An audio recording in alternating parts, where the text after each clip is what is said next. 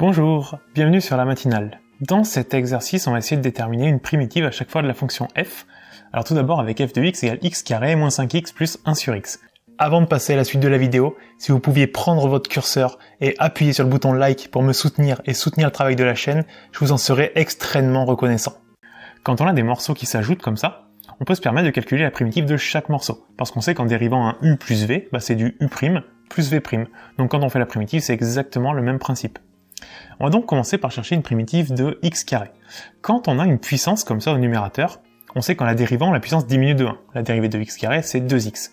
Donc ce qu'on va faire, c'est qu'on va faire le contraire. Au lieu de diminuer de 1, on va augmenter la puissance de 1. Et donc on va se dire que notre primitive devrait ressembler à un truc en x au cube. Et ce qu'on va faire en parallèle, c'est qu'on va la dériver ce grand f, parce qu'en dérivant grand f, on est censé retomber sur le petit f de départ. Et donc on verra s'il y a des corrections à apporter. Si on dérive notre x au cube, on obtient 3x au carré.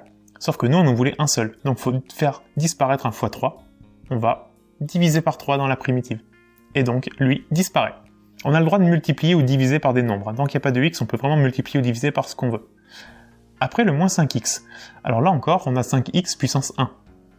Puissance de x, on va donc chercher un x au carré. Une de plus. Quand on dérive x au carré, ça nous fait 2x.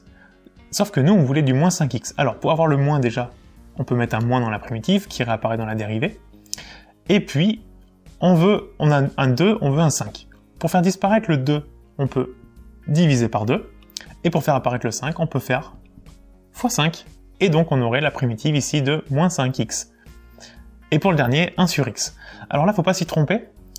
On a 1 sur x puissance 1. Généralement, quand on a une puissance au dénominateur, on sait que la puissance va augmenter de 1 quand on la dérive. Donc pour la primitive, on aurait tendance à la prendre 1 de moins. Donc on chercherait un 1 sur x puissance 0. Et c'est là qu'il y a un problème, parce que x puissance 0, ça fait 1. Donc on n'aurait plus qu'une valeur ici. Enfin, ça marcherait pas. Quand on se retrouve avec du x puissance 0, ça fonctionnera pas. Par contre, on connaît une fonction dont la dérivée, c'est 1 sur x. ln de x. Et donc ici, ça ferait directement notre 1 sur x. Terminé. Donc quand on a une fraction comme ça, un dénominateur, on a plusieurs options. On a la racine carrée, mais qui nous donne de la racine au dénominateur, donc s'il n'y a pas de racine, on ne prendra pas la racine. On a la puissance, mais ici, on aurait puissance 0 dans la primitive, ça marche pas. La dernière option qu'on a, c'est le ln. Et donc ici, le ln marche parfaitement.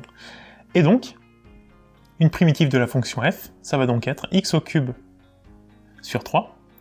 1 demi fois 5, donc ça fait 5 demi, ça fait moins 5 demi x au carré, plus ln de x. Maintenant, si on trouve une primitive de 7 sur x plus 5 sur racine plus 1 sur x carré. Et ben c'est exactement comme précédemment, on va faire la primitive de chaque morceau.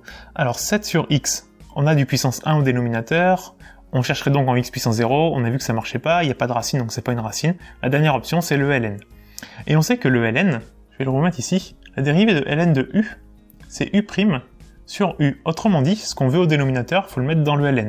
Donc là, on n'a pas le choix, obligatoirement, on prendrait du ln de x, ln du dénominateur. Et en parallèle, on va le dériver. Alors ln de x, celle-là, elle est connue, ça fait 1 sur x. On a le 1 sur x, par contre, nous, on en voulait 7. Bon, on va tout simplement faire x 7. Et donc, on aura notre primitive de 7 sur x. Pour le 5 sur racine, alors là, elle va intervenir, notre racine, on a un dénominateur avec de la racine. Forcément, dans la primitive, on aura de la racine. Et de la racine, surtout du même truc. Si dans la racine on avait eu x au cube par exemple, on aurait pris racine de x au cube au départ, parce que le contenu de la fonction, on peut pas y toucher. Donc on prend du racine de x, et puis on va le dériver. Alors celle-là, faut la connaître par cœur, c'est 1 sur 2 racines de x. On a un 1 au numérateur alors qu'on voulait un 5. Bon, on va multiplier par 5, on aura bien le bon truc, et puis on a un 2 au dénominateur alors qu'on voulait pas de 2. Et ben pour annuler un divisé par 2, on va faire x 2. Et donc là, on aura notre primitive. Et le 1 sur x carré, alors là on a une puissance, mais pas une puissance qui en faisant la primitive donnerait 0.